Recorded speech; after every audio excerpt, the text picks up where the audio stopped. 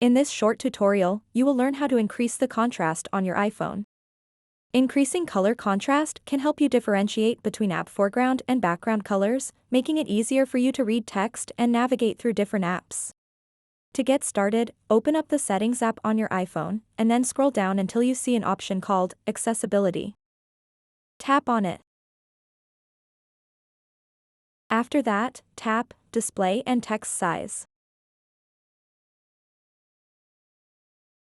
Once you are on this page, you'll see an option called Increase Contrast.